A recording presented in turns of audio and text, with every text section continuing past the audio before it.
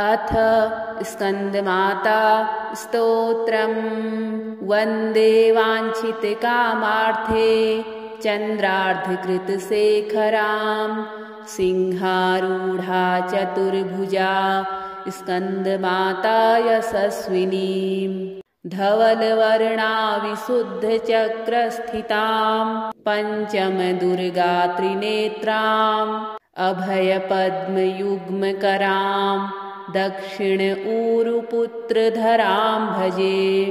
पटाम्बरपरिधानां मृदुहास्या नानालङ्कारभूषितां मञ्जीरहारकेयूरकिङ्किणी रत्नकुण्डलधारिणीं।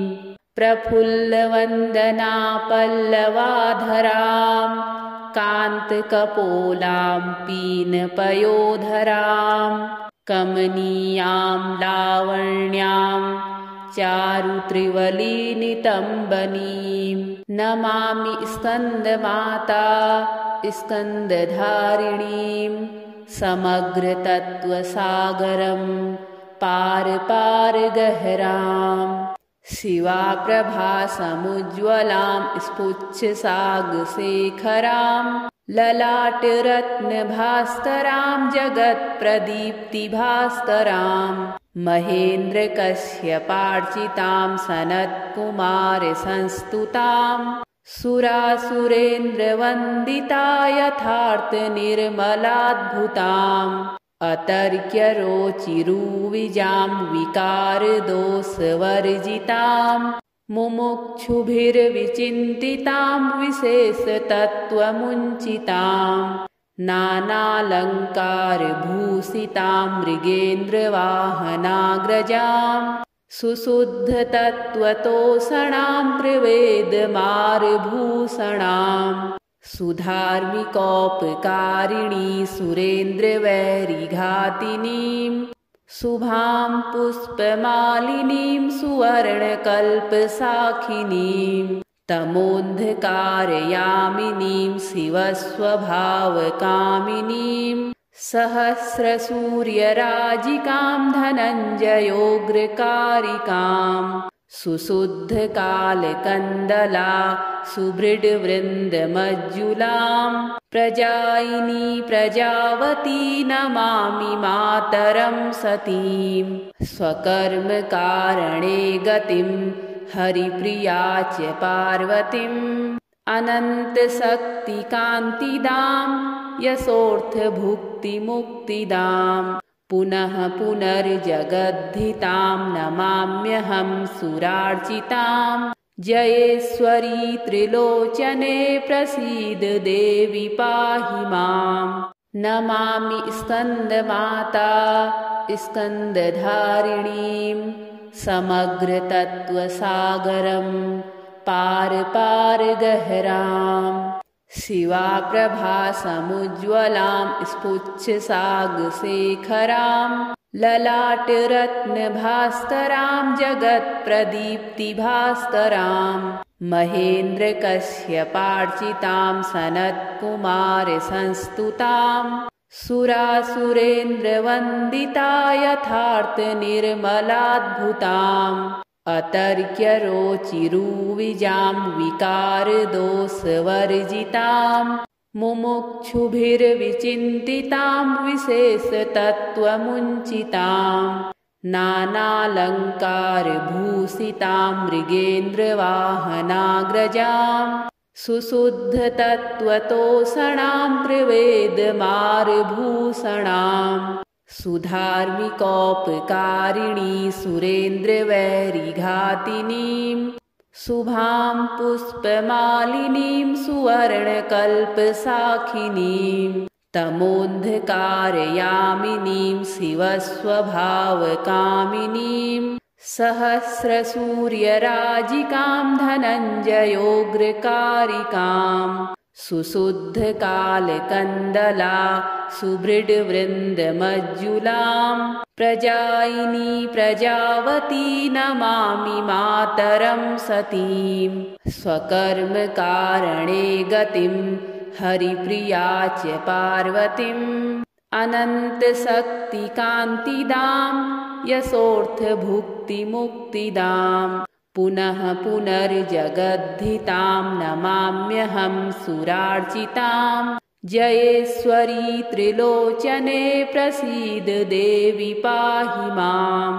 नमामि स्कन्दमाता स्कन्दधारिणीं समग्रतत्त्वसागरं पार पार गहरां शिवाप्रभासमुज्ज्वलां स्फुच्छसागशेखरां ललाटरत्नभास्करां जगत्प्रदीप्तिभास्करां महेन्द्रकश्यपार्चितां सनत्कुमारसंस्तुतां सुरासुरेन्द्रवन्दिता यथार्थनिर्मलाद्भुताम् अतर्क्यरोचिरुविजां विकारदोषवर्जितां मुमुक्षुभिर्विचिन्तितां विशेषतत्त्वमुञ्चितां नानालङ्कारभूषितां मृगेन्द्रवाहनाग्रजां सुशुद्धतत्त्वतोषणां त्रिवेदमार्भूषणां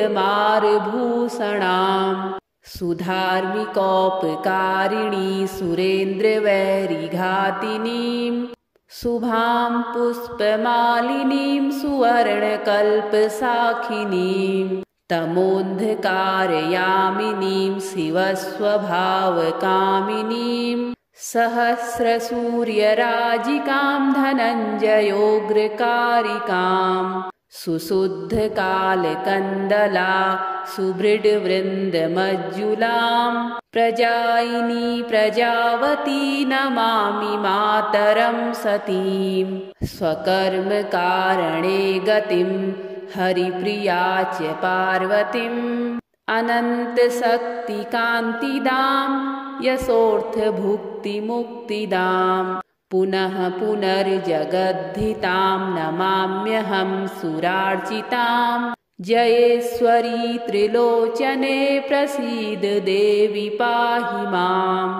नमामि स्कन्दमाता स्कन्दधारिणीं समग्रतत्त्वसागरं पार पार गहरां शिवाप्रभासमुज्ज्वलां स्फुच्छसागशेखरां ललाटरत्नभास्करां जगत्प्रदीप्तिभास्करां महेन्द्रकश्यपार्चितां सनत्कुमारसंस्तुतां सुरासुरेन्द्रवन्दिता यथार्थनिर्मलाद्भुताम् अतर्क्यरोचिरुविजां विकारदोषवर्जितां मुमुक्षुभिर्विचिन्तितां विशेषतत्त्वमुञ्चितां नानालङ्कारभूषितां मृगेन्द्रवाहनाग्रजां सुशुद्धतत्त्वतोषणां त्रिवेदमार्भूषणां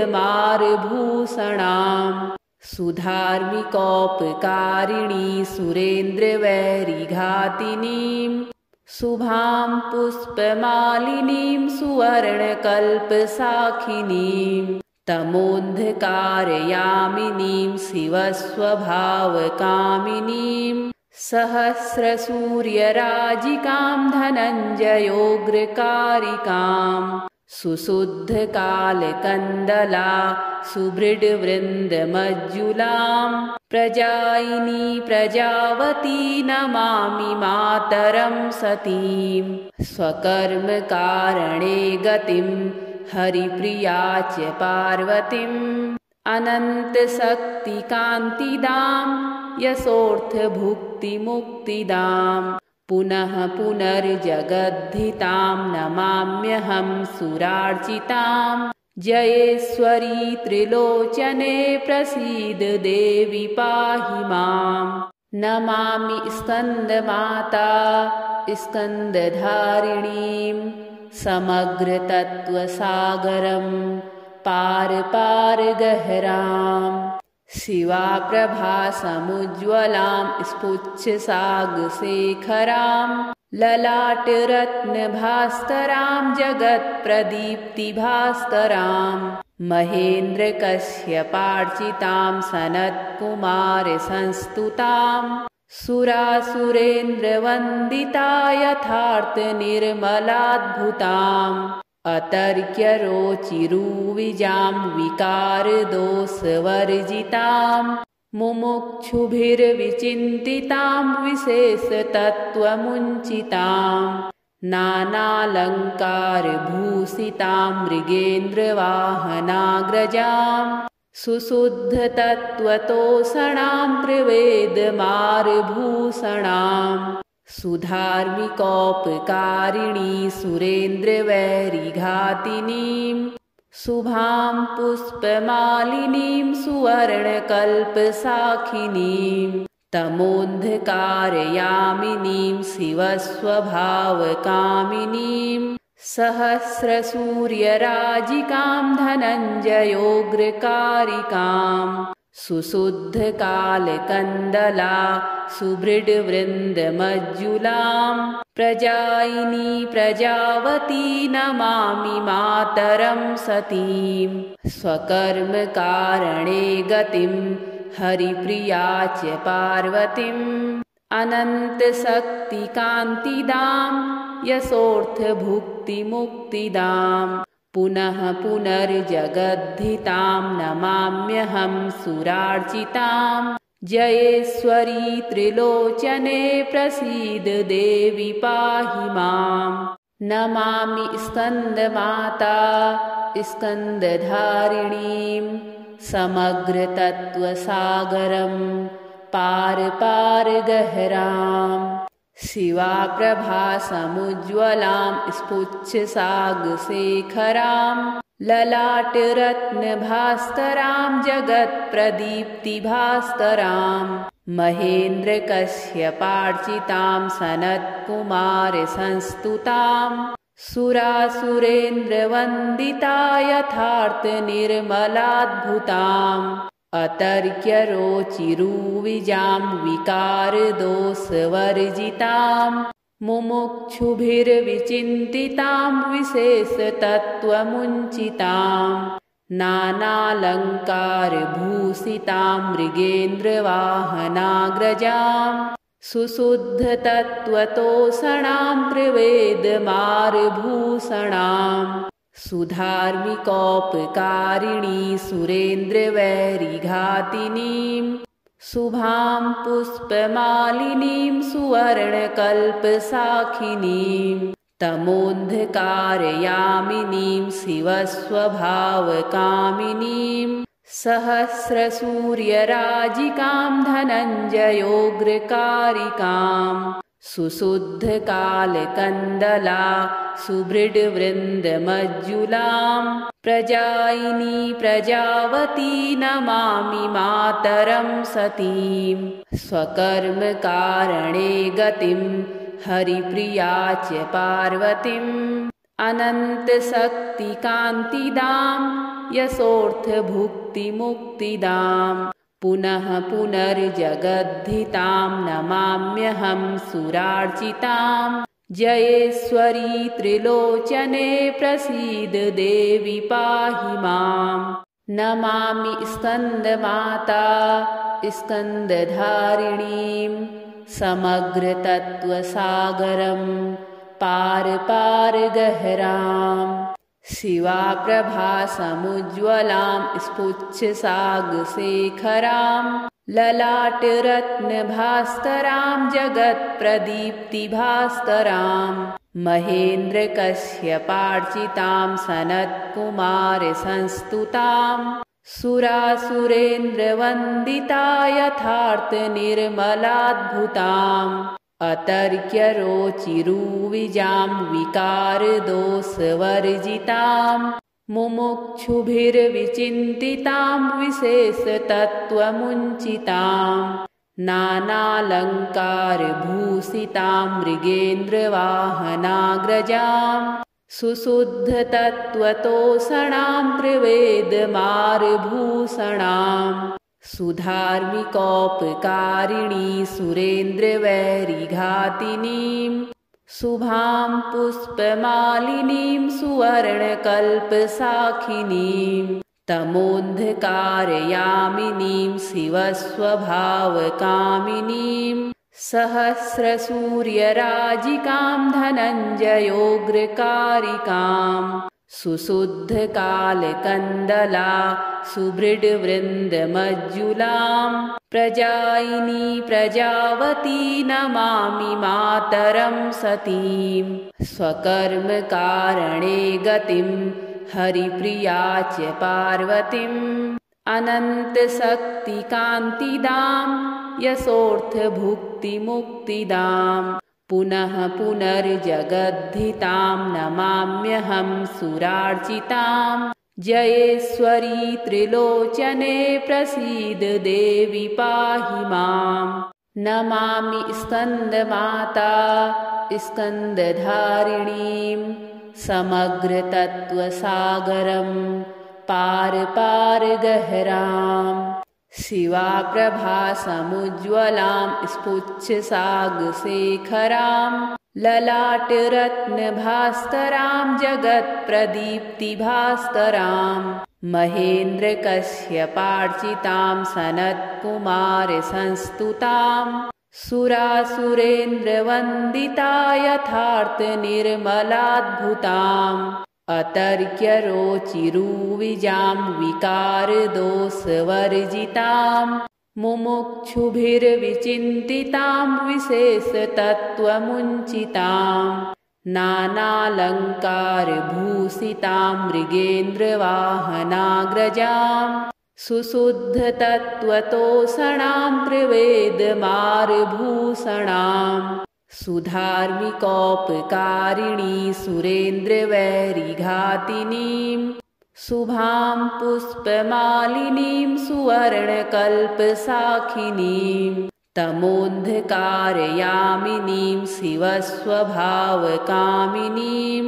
सहस्रसूर्यराजिकां धनञ्जयोग्रकारिकां सुशुद्धकालकन्दला सुभृड्वृन्दमज्जुलां प्रजायिनी प्रजावती नमामि मातरं सतीं स्वकर्मकारणे गतिं हरिप्रिया च पार्वतीम् अनन्तशक्तिकान्तिदां यशोऽर्थभुक्तिमुक्तिदां पुनः पुनर्जगद्धितां नमाम्यहं सुरार्चितां जयेश्वरी त्रिलोचने प्रसीद देवी पाहि माम् नमामि स्कन्दमाता स्कन्दधारिणीं समग्रतत्त्वसागरं पार पार गहरां शिवाप्रभासमुज्ज्वलां स्फुच्छसागशेखरां ललाटरत्नभास्करां जगत्प्रदीप्तिभास्करां महेन्द्रकश्यपार्चितां सनत्कुमारसंस्तुतां सुरासुरेन्द्रवन्दिता यथार्थनिर्मलाद्भुताम् अतर्क्यरोचिरुविजां विकारदोषवर्जितां मुमुक्षुभिर्विचिन्तितां विशेषतत्त्वमुञ्चितां नानालङ्कारभूषितां मृगेन्द्रवाहनाग्रजां सुशुद्धतत्त्वतोषणां त्रिवेदमार्भूषणां सुधार्मिकोपकारिणी सुरेन्द्रवैरिघातिनीं शुभां पुष्पमालिनीं सुवर्णकल्पसाखिनीं तमोन्धकारयामिनीं शिवस्वभावकामिनीं सहस्रसूर्यराजिकां धनञ्जयोग्रकारिकां सुशुद्धकालकन्दला सुभृड्वृन्दमज्जुलां प्रजायिनी प्रजावती नमामि मातरं सतीं स्वकर्मकारणे गतिं हरिप्रिया च पार्वतीम् अनन्तशक्तिकान्तिदां यशोऽर्थभुक्तिमुक्तिदां पुनः पुनर्जगद्धितां नमाम्यहं सुरार्चितां जयेश्वरी त्रिलोचने प्रसीद देवी पाहि माम् नमामि स्कन्दमाता स्कन्दधारिणीं समग्रतत्त्वसागरं पार पार गहरां शिवाप्रभा समुज्ज्वलां स्फुच्छसागशेखरां ललाटरत्नभास्करां जगत्प्रदीप्तिभास्करां महेन्द्रकश्यपार्चितां सनत्कुमारसंस्तुतां सुरासुरेन्द्रवन्दिता यथार्थनिर्मलाद्भुताम् अतर्क्यरोचिरुविजां विकारदोषवर्जितां मुमुक्षुभिर्विचिन्तितां विशेषतत्त्वमुञ्चितां नानालङ्कारभूषितां मृगेन्द्रवाहनाग्रजां सुशुद्धतत्त्वतोषणां त्रिवेदमार्भूषणां सुधार्मिकोपकारिणी सुरेन्द्रवैरिघातिनीं शुभां पुष्पमालिनीं सुवर्णकल्पसाखिनीं तमोन्धकारयामिनीं शिवस्वभावकामिनीं सहस्रसूर्यराजिकां धनञ्जयोग्रकारिकां सुशुद्धकालकन्दला सुभृड्वृन्दमज्जुलां प्रजायिनी प्रजावती नमामि मातरं सतीं स्वकर्मकारणे गतिं हरिप्रिया च पार्वतीम् अनन्तशक्तिकान्तिदां यशोऽर्थभुक्तिमुक्तिदां पुनः पुनर्जगद्धितां नमाम्यहं सुरार्चितां जयेश्वरी त्रिलोचने प्रसीद देवि पाहि माम् नमामि स्कन्दमाता स्कन्दधारिणीं समग्रतत्त्वसागरं पार पार गहरां शिवाप्रभा समुज्ज्वलां स्फुच्छसागशेखरां ललाटरत्नभास्करां जगत्प्रदीप्तिभास्करां महेन्द्रकश्यपार्चितां सनत्कुमारसंस्तुतां सुरासुरेन्द्रवन्दिता यथार्थनिर्मलाद्भुताम् अतर्क्यरोचिरुविजां विकारदोषवर्जितां मुमुक्षुभिर्विचिन्तितां विशेषतत्त्वमुञ्चितां नानालङ्कारभूषितां मृगेन्द्रवाहनाग्रजां सुशुद्धतत्त्वतोषणां त्रिवेदमार्भूषणां सुधार्मिकोपकारिणी सुरेन्द्रवैरिघातिनीं शुभां पुष्पमालिनीं सुवर्णकल्पसाखिनीं तमोन्धकारयामिनीं शिवस्वभावकामिनीं सहस्रसूर्यराजिकां धनञ्जयोग्रकारिकां सुशुद्धकालकन्दला सुभृड्वृन्दमज्जुलां प्रजायिनी प्रजावती नमामि मातरं सतीं स्वकर्मकारणे गतिं हरिप्रिया च पार्वतीम् अनन्तशक्तिकान्तिदां यशोऽर्थभुक्तिमुक्तिदां पुनः पुनर्जगद्धितां नमाम्यहं सुरार्चितां जयेश्वरी त्रिलोचने प्रसीद देवि पाहि माम्।